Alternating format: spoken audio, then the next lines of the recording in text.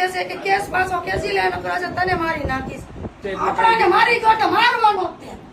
પહેલી વાર અમારે બાધન તો અમે પોલીસ કે મારા હારા કે એટલા બધા માથા ગાર્યા છે, આપણે પોલીસ કેસ નથી કરવો હોય કે કોઈ અમે કોઈ વસ્તુ અમે નથી કરી. બોલો છતાં અમારી માથે કઈ નહીં, ઘર હાચવી છોકરા મારા જેઠ ની છે,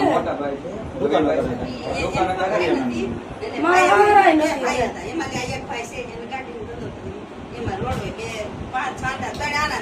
આરોપી જેલમાં છે કે છૂટી ગયો ને જામીન માંથી નીકળાશે બધા નીકળે. હું દવડું એમને દવડું દળવા જાઉં કે ન જાઉં, કઈ દવડું દળવા ગઈ ને ન્યા મને કીધું કે અજા તું મારી સામે આવીશ એટલે તને મારી નાખીશ એમ. હા ત્યારે મને એવું કીધું, ત્યારે મને એમ કીધું. આપડે કામ આટું મારા છોકરા નાના છે, નિશાળે મોકલવા કે ન મોકલવાય ને, લેવા મૂકવા જવાનું. અત્યારે બધે જાવ તો મારે એને લઈને જાવ. 24 કલાકની મને દીધી છે મવાની કોર્ટમાંથી, અને એના જામીન તોય દીધા. બોલો કોણ છે? સાકાલ છે, સાકાલ. અને તોય એ છોટો એટલે એને બધા એને કોંગ્રેચ્યુલેશન કે તોય મને એમ વિડીયા એવા મૂકીએ કે મારો ભાઈ જેલમાંથી આવશે એટલે જેને જેલમાં પૂરો છે એનો વારો છે. એવા વિડીયા ઉતારીને મજા ઇન્સ્ટાગ્રામમાં મૂકે છે. એની હારે રહેવા વાળા કોણ હતા બીજા?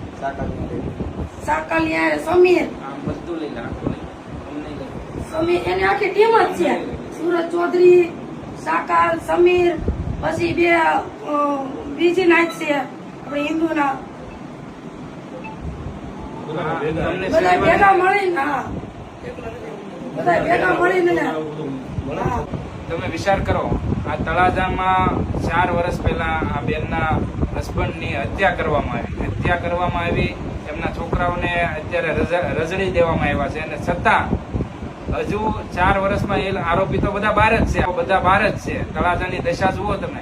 બહાર હોવા છતાં આ બેનને જીવવા નથી દેતા શાંતિથી. આ બેનને વારંવાર ધમકી મારવામાં આવે છે, અને બેને પોલીસ પ્રોટેક્શન લઈને અત્યારે જીવવું પડે છે. આ તળાજાના કોળી સમાજમાં જો આ દશા છે. હા મારા ઘરવાળાને છે ને 2.5 વર્ષ અમે બહાર રાખ્યા, છતાંય સોય જો એને આવું કરી નાખ્યું. મને એકવાર આવીને કહી ગયા હોત કે આને બહાર મોકલી દો તો હું મારા છોકરાની જિંદગી અત્યારે ન બગડે જ મારે. અને વારંવાર એમને ધમકી થઈ જતો હતો કે તારા ઘરવાળાને મારી તો નાખીશ. જો અત્યારે મારી આ હાલત કરી નાખી. 3 પરજા મારા હારા એમાં જ મરી ગયા, ટેન્શનમાં જ તે મરી ગયા. અમારી માંથી એવું કર્યું છે, અને અજય મારી માથે એમ કે છે કે કેસ પાછો ખેંચી લે અને તને મારી નાખીશ. આ ખારો વિસ્તાર છે, તમે જુઓ કોળી સમાજની કેવી અહીંયા દશા છે. મિત્રો, સમાજને આ નોંધ લેવા જેવી ગંભીર બાબત છે કે એક પરિવારનો માળો વીખી નાખ્યો, છતાં આ લુખ્ખા તત્વો છે જે ખુલ્લેઆમ ધમકી મારે છે કે હું જીવવા નહીં દઉં. મિત્રો, વિડીયો વધારે શેર કરો. કોળી સમાજના દરેક વ્યક્તિ સુધી આ વિડીયો પહોંચવો જોઈએ. આ બેનની હાલત આવી કરી છે અને છતાં ધમકી મારવામાં આવે. બરોબર કાનુડાનો જન્મ હોય અને ત્યારે જેનો મારી યાદી કેવી રહી ગઈ એમ જોવો તો ખરા. 5 ને દી માર્યા અને 8 ને દી થઈ ગઈ.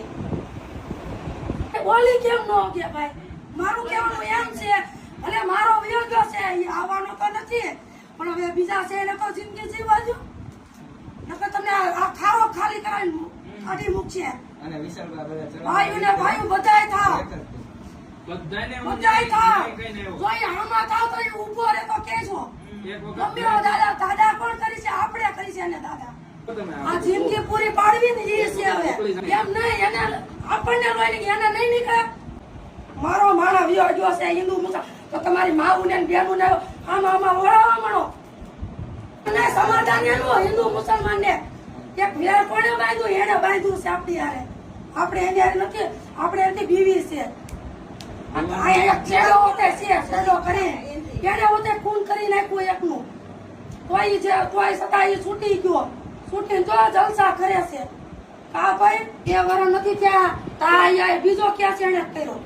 કા એટલે જામીન માથે નીકળી જાવ એટલે તમારે કા રમત થઈ ગઈ. આપણાને મારી ગયો તો મારવાનો જ તે. બસ એકવાર મરવાનું છે તો મરવાનું જ છે. મરવાનું છે. આ કોઈ ભાવ લઈને નથી આવ્યું તમારે.